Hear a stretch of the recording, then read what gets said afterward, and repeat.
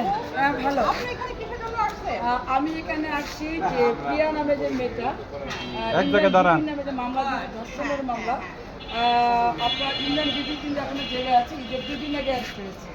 তো এটা যেমন গত গত কালকে রাতে যখন আপনার যে প্রিয়া খান ওনার ফ্যামিলি নিয়ে এই পলাশবাড়ি এলাকা ত্যাগ করার সময় এলাকাবাসী তাকে তাদের গাড়িতে হামলা করে, এটা বলেছেন প্রিয়া খান এবং প্রিয়া খানের মা বলেছেন যে আমাদের উপর হামলা হয় এবং আমার হাতে 8টা সেলাই আছে, এই ধরনের প্রমাণ আমাদের কাছে প্রুফ আছে আমার কাছে। তো এই কথা বলার পর বলছে যে আমি তাকে জিজ্ঞাসা করছি কেন আপনাদেরকে মারধর করছি, আমরা তার বিরুদ্ধে মামলা করার কারণে আমাদের ওই এলাকার যে ছেলেপেলে আছে তারা আমাদেরকে মারধর করেছে।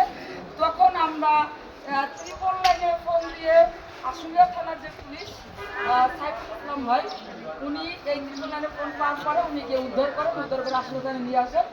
এবং এখন আমরা জানতে পারছি যে প্রিয়ার নামে কোনো মামলা নেই, কিন্তু নেত্রকোনা থানা থেকে কিন্তু ওনার নামে মামলা হয়েছে। সেখান থেকে সেই থানা থেকে কিন্তু ফোর্স এসেছে ওনাকে নিয়ে যাওয়ার জন্য। আমরা অনেক সময় ধরে দেখতেছি এখানে সাইফুল ভাই যে যিনি আয়ু এই মামলার ওনাকে উদ্ধার করে নিয়ে আসছে, তিনি কিন্তু প্রতিটা মালামাল নামায় কিন্তু খুঁজে সব পুলিশ মিলে দেখছে যে আসলে যে পলাশবাড়ির যে এলাকাবাসীতে বলেছে তারা ইয়াবা ব্যবসায়ী এবং গাঁজা ব্যবসায়ী, এই ধরনের কোনো 2 নম্বরই মাল তাদের গাড়িতে পাওয়া যায় নাই।